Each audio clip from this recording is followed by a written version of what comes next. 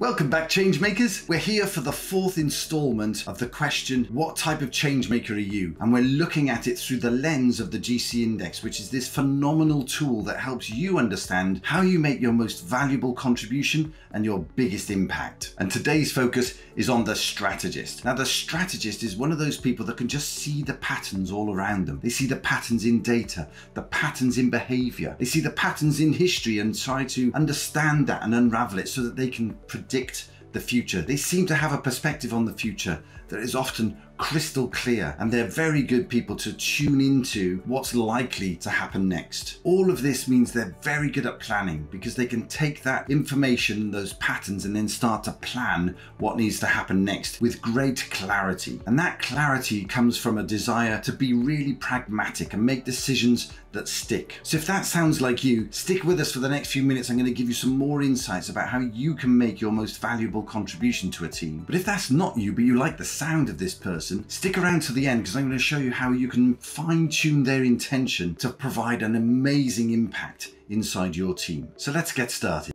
So what's the value of a strategist in a team? What value do they add to the people around them? Well, the first thing is they create an incredible amount of clarity because they can see the patterns. They understand how things are coming together and how things are likely to emerge. They're able to communicate that to others, and people get a good sense of what's possible and what isn't possible. And whilst the strategists like the big picture, they're incredibly good at getting into the detail when it's all about communicating what needs to be done. And as you can imagine, that's really helpful in a team environment where there's lots to do, but we need to understand what's the best way of going about it. The next big contribution they make is providing alignment. So if you come at the strategist with an idea, what they're very good at doing is saying, okay, this is good, but this is everything that we're doing right now. Where does this fit? Does it fit at all? Or actually, is it something we need to deprioritize right now and come back to? But if it does fit, they will see how it fits, and they'll equally very quickly be able to say, yes, let's get on with this. And the other thing I've noticed about the strategists around me, because they have a really clear view of where the discussion should go and what sort of outputs they want from it, they're incredibly good at starting conversations. So if you're in that situation where there's a lot of quieter people in the team and things aren't quite moving, the strategist is likely to speak up and say, okay, what's next? Why are we doing this?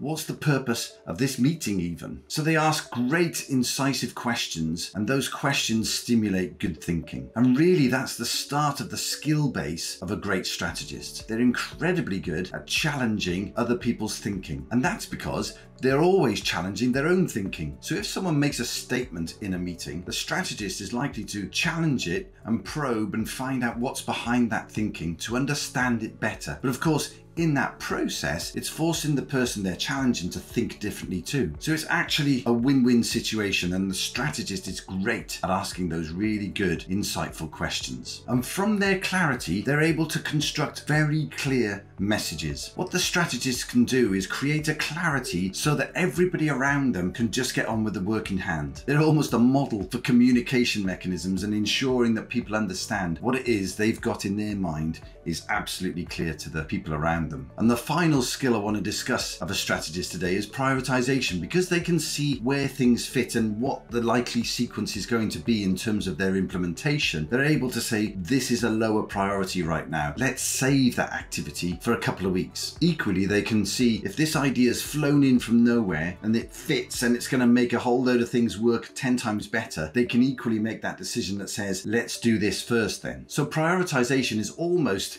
effortless for a strategist. So what are the values of a strategist? Well, one thing they're always keen to do is to cover all the angles. They'll very happily sit and listen to another argument, sit and try to understand why somebody is presenting a certain view. In their minds, the more information they can gather, the better the decisions will be that they make, because it matches that next value that we've already talked about, which is alignment. The more information they've got, the easier it is to align all of the activity that they're overseeing. You see, that pragmatism of the strategist that I discussed earlier is really all about, let's not waste any effort. It's a bit like the go and sharpen the saw for many hours to ensure that the job itself doesn't take very long. The strategist doesn't want to waste time duplicating effort. Somebody in one part of the organization replicating exactly what's going on in another part of the organization. They're much better when they're aligning things and ensuring that nobody is wasting their time. Because as I said, they value priorities. They don't believe that everything has an equal priority. They really believe there are some things that are more important than others, and let's get on with them first. But all of this leads to one of the biggest challenges that a strategist has, which is actually a perception of them from the other people around them, particularly